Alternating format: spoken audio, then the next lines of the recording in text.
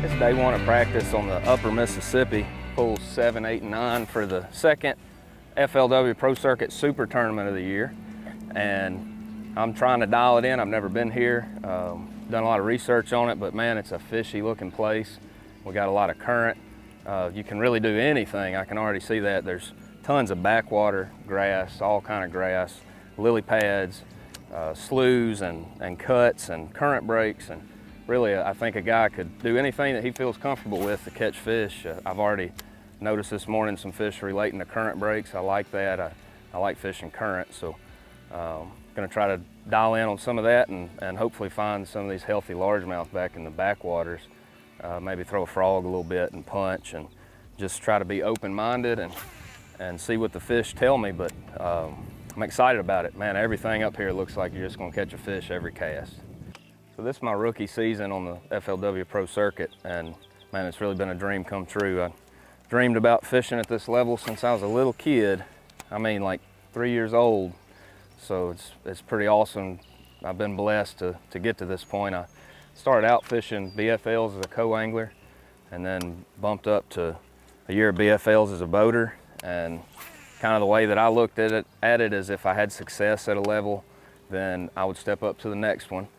And after a year of BFLs as a boater, I stepped up to the Toyota series and fished that for 3 years as a boater.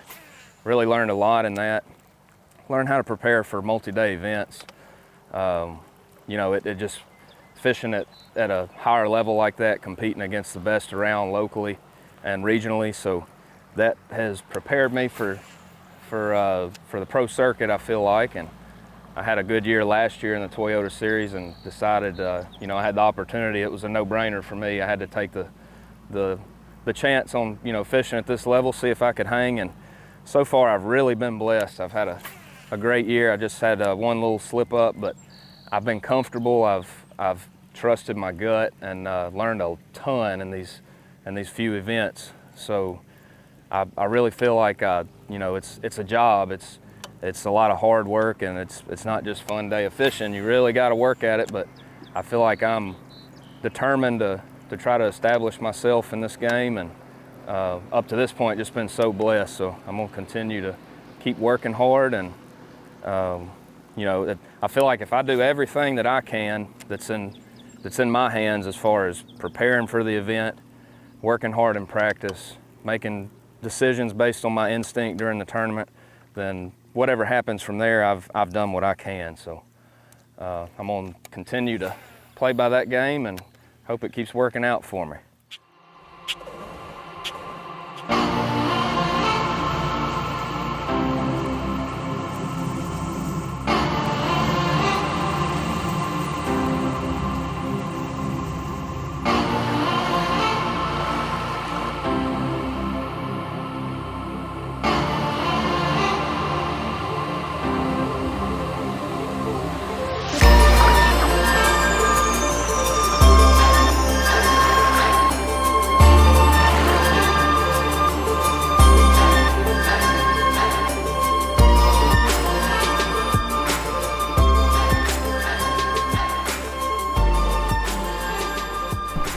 So the upper Mississippi is one of the best places on earth to throw a frog, and the fish are starting to bite it. We got some sunshine, and I pulled up to this point right off the main river, and it's got that good cheesy grass, and there's some clumps of weeds mixed in with it and pockets in the grass. So perfect place to throw a frog. I picked it up and caught two real quick on it.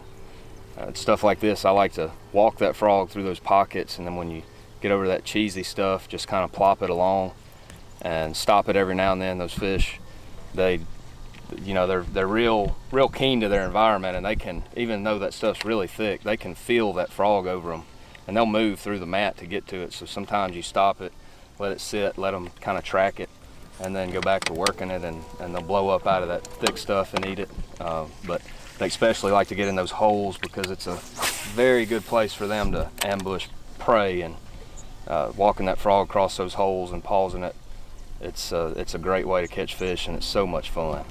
Everybody loves a good frog blow up.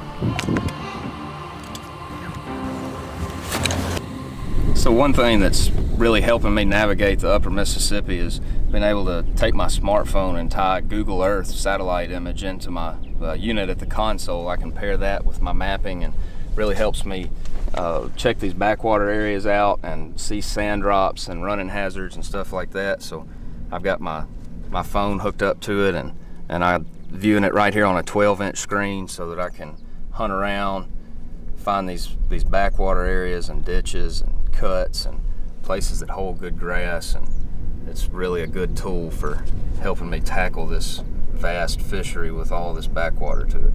I can zoom in on a backwater area and even see little islands, clumps of grass, and you can even see marker buoys on some of this, and wood and cover, and just all kind of stuff that I can tell that I couldn't look at on a traditional map. So on the back of my Lowrance, I've got on the HDS Live 12 and 16, they offer a port for a HDMI cable and a charging cable. And all you have to do is get an adapter to your smartphone, so I can run power and HDMI straight to my smartphone, and that allows me to use Google Earth on my console unit. So that's day one of practice. I'm gonna head out for a little bit longer, but all in all, you know, been a pretty good day. I've caught some fish in current, I've caught some fish in grass and all the, you know, the vastness of grass pads, stuff like that. Seen some largemouth, some pretty good smallmouth too, and you know, so far I really like what I see. I appreciate y'all following along. I want y'all to follow me at Facebook and Instagram, Jimmy Washam Fishing, and thank y'all. We'll see you out there.